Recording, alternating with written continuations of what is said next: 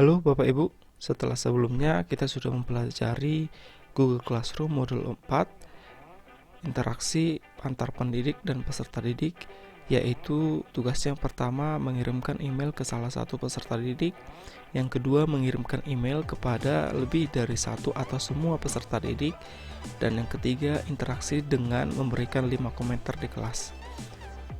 Selama pandemi Corona, aplikasi Google Classroom ramai dipakai untuk kegiatan pembelajaran jarak jauh atau PJJ di sekolah maupun di kampus. Melalui aplikasi ini, guru atau pendidik tidak hanya dapat memberikan materi pembelajaran, tetapi juga membuat tugas untuk dikerjakan peserta didik. Dengan Google Classroom, setiap pendidik secara langsung dapat memposting, menyimpan draft, atau menjadwalkan posting tugas tersebut di lain waktu.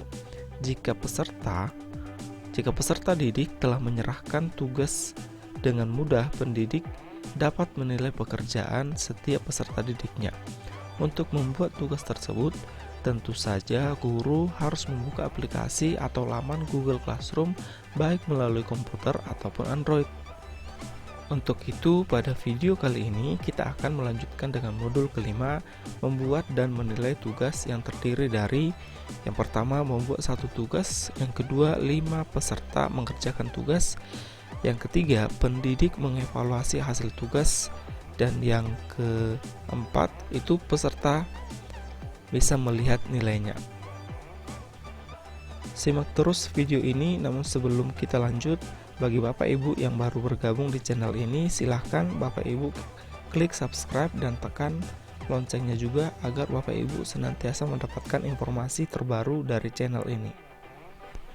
Langsung saja Bapak Ibu kita masuk ke laman Google Classroom. Saya sebagai guru akan membuat tugas kepada siswa. Kita masuk ke laman Google Classroom, kita masuk ke tugas kelas. Nah, tugas kelas, karena kita mau buat tugas, kita klik buat, kita klik tugas. Nah, di tugas kali ini kita akan membuat yang pertama judulnya dulu.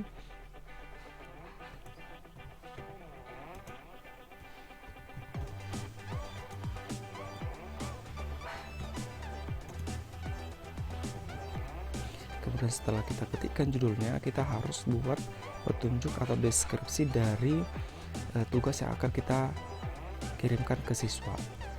Sebelumnya saya sudah persiapkan ini. Nah, kita buatkan deskripsi atau petunjuknya.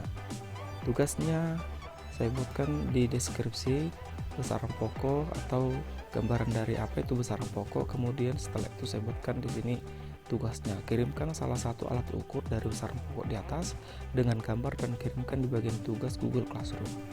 Nah, Bapak Ibu, kalau misalkan kita perlu file dalam tugas ini, kita bisa tambahkan bisa bentuk link, file, atau video dari YouTube, atau file yang sudah kita simpan di Google Drive kita masing-masing. Nah, karena saya tidak perlu, jadi saya tidak menambahkan file dalam bentuk apapun.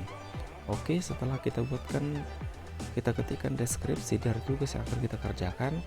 Di sini ada pilihan kelas untuk kalau kita mau buat ke salah satu siswa, kita bisa klik salah satu, atau tapi karena kita membuatkan ke semua, kita biarkan saja. Berarti tugas ini dikirimkan atau diposting untuk semua siswa. Kemudian di sini ada poinnya Bapak Ibu, kita mau buat poin skala 100 atau skala 10 boleh. Kalau kita buat 10 kita ketikkan 10, atau kalau 100 kita ketikkan 100. Nah, di sini ada tenggat waktu, artinya paling lama tugas itu dikumpul kapan. Nah, kita bisa mengaturnya tenggat waktunya itu, misalkan sekarang itu tanggal 28, kita buatkan saja besok tanggal 29. Nah, waktunya jam berapa, kita buatkan jam 23:59 atau 12:00, pukul 24:00. Oke, kalau sudah selesai kita atur tenggat waktunya, kita buat topiknya kita buatkan karena sebelumnya kita sudah buat topik di besaran dan satuan, kita klik aja. Tapi kalau Bapak Ibu misalkan tugas ini di topik yang berbeda, kita bisa ketikkan buat topik, kita ketikkan topiknya. Karena saya topiknya sudah ada, saya buatkan topik yang sudah ada sebelumnya di sini, besaran dan satuan. Nah, rubrik tidak perlu kita buatkan Bapak Ibu. Oke, setelah itu kalau sudah selesai semuanya, kita klik tugaskan. Ini dia Bapak Ibu, tugas yang sudah kita baru saja posting sudah ada di Google Classroom kita, dan siswa sudah bisa menerima atau mengerjakan tugasnya. Nah, di sini sudah ada, diserahkan masih 0 karena belum ada yang mengerjakan, diberikan 2 karena siswa di sini ada sebanyak 2. Nah, saya akan masuk di Google Classroom sebagai siswa ya. Oke, jadi saya sudah di Google Classroom sebagai siswa. Saya mau melihat daftar tugasnya.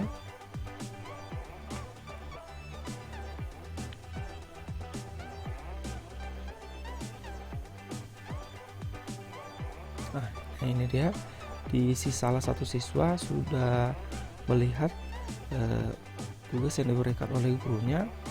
Ini dia. Nah, ini dia tenggat waktu, ini besok pukul 23.59. Nah, ini dia Bapak Ibu, ada notifikasi menambahkan atau membuat file untuk tugas kelas. File apapun yang Anda tambahkan atau buat dapat dilihat oleh pengajar. Jadi ini sebagai siswa peserta didik, file yang sudah kita tambahkan nanti bisa dilihat oleh pendidik atau guru. Klik berikutnya. Dan ada notifikasi lagi menandai tugas sebagai selesai. Kalau jika tidak perlu menambahkan atau membuat file, Anda dapat menandai tugas sebagai selesai. Kita klik selesai. Sudah Bapak Ibu. Nah, ini dia. Oke, kalau misalnya siswanya kurang paham dengan tugasnya, bisa ditambahkan komentar kelas.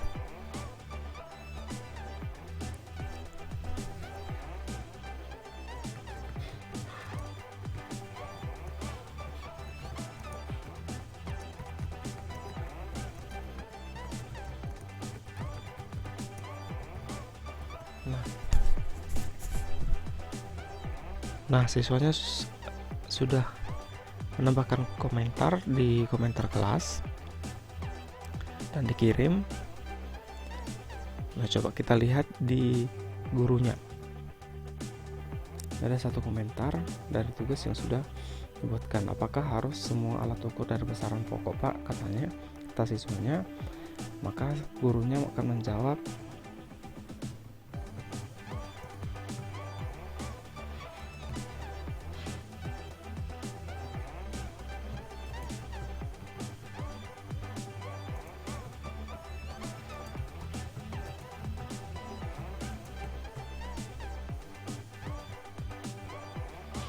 oke. Gurunya akan memberikan responnya kepada pertanyaan yang diberikan oleh peserta didik. Nah, saya kembali ke akun Google Classroom peserta didik setelah dijawab oleh guru dari komentar yang sudah diberikan peserta didik.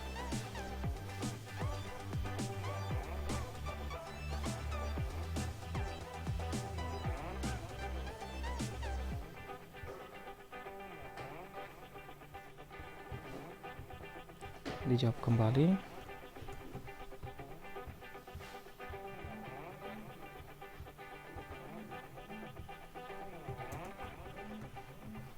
Nah, setelah peserta didik sudah paham atas tugasnya, maka peserta didik akan mengerjakan tugasnya.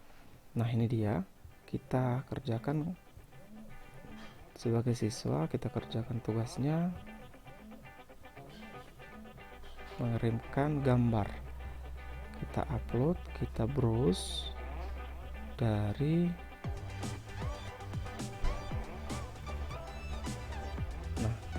salah satu.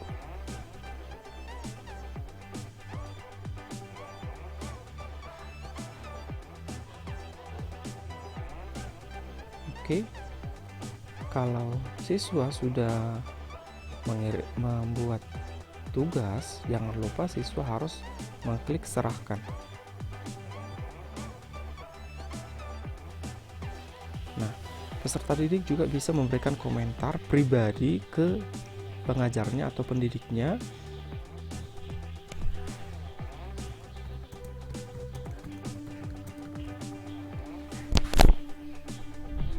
Ini dia, kemudian dikirimkan. Oke, maka saya sebagai guru akan menerima notifikasi bahwa salah satu siswa sudah mengerjakan tugasnya. Ini dia, kita lihat tugas kelas. Yang mengerjakan tugasnya sudah ada. Ini dia, sudah menyerahkan satu dan diberikan satu. Diberikan ini artinya belum memberikan tugas, tapi sudah mendapatkan notifikasi untuk tugas. Ini diserahkan artinya satu orang siswa sudah memberikan tugasnya. Coba bisa kita lihat siapa itu satu orang. Nah, ini dia sudah memberikan tugas. Nah, tugasnya itu yang ini, bisa kita lihat yang ini.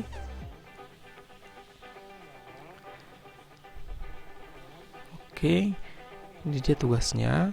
Tugas yang sudah diberikan itu adalah ini. Jadi gambarnya. Nah, kalau menurut kita ini sudah benar, jadi, dan ini pesan yang diberikan siswa secara pribadi tadi, ini Pak tugas saya. Nah, kalau menurut kita tugasnya ini sudah benar, kita sebagai guru atau pendidik bisa memberikan nilai yang sesuai dengan yang sudah kita berikan sebelumnya. Maksimal nilai 100 tadi ya. Karena dia sudah sesuai, kita buatkan nilai 100. Kalau sudah kita buatkan nilainya, kita kembalikan ke siswa, artinya siswa akan melihat berapa nilai atau skor yang dia dapatkan ketika sudah mengumpulkan tugasnya. Oke, kalau sudah selesai, saya sebagai siswa akan kembali melihat hasil yang diberikan kepada saya sebagai siswa. Nah, ini dia Bapak Ibu, karena guru tadi sudah memberikan nilai 100, jadi siswa sudah menerima nilainya nilai 100. Nah, kita kembali ke salah satu siswa yang lainnya, untuk memberikan tugasnya. Nah, ini dia, kita lihat tugas kelas. Kemudian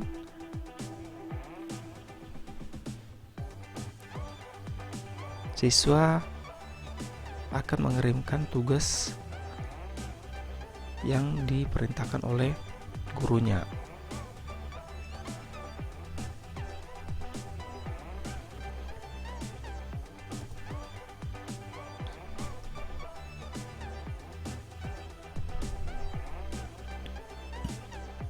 Nah, kalau sudah di-upload tugasnya, klik serahkan.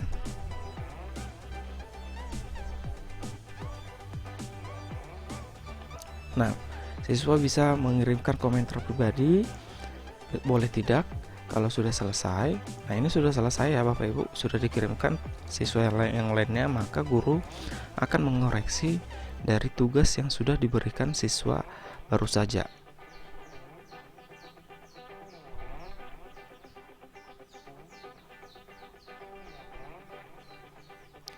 Nah, Bapak Ibu, saya sebagai pendidik sudah menerima notifikasi bahwa ada satu siswa yang sudah mengerjakan tugasnya.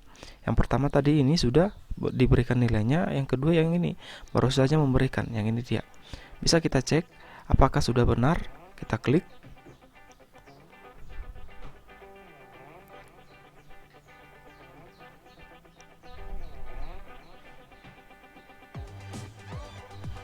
Nah, ini dia. Sudah sesuai dengan apa yang sudah diminta pendidik atau gurunya, maka kita akan memberikan nilainya 100 juga. Guru juga bisa memberikan komentar pribadi kepada peserta didik. Nah, kalau sudah kita kasih komentarnya, kita sudah kasih nilai, sudah ketikkan nilainya, jangan lupa kembalikan supaya siswa bisa melihat berapa nilai yang ia dapatkan ketika sudah mengerjakan tugasnya. Nah, Saya sebagai murid atau peserta didik mau melihat berapa nilai tugas yang sudah diberikan guru oleh saya. Nah, ini dia nilainya sudah ada Bapak Ibu. Ini nilainya sudah ada, nilai 100, dan ini komentar pribadi dari pendidiknya atau gurunya. Nah, demikian Bapak Ibu untuk modul tugas yang kelima. Silakan tuliskan komentar di bagian bawah ini manakala ada kesulitan atau hal lain yang ingin ditanyakan atau kita diskusikan. Dan jika video ini bermanfaat, jangan lupa klik subscribe, klik tanda loncengnya, dan bagikan video ini. Terima kasih.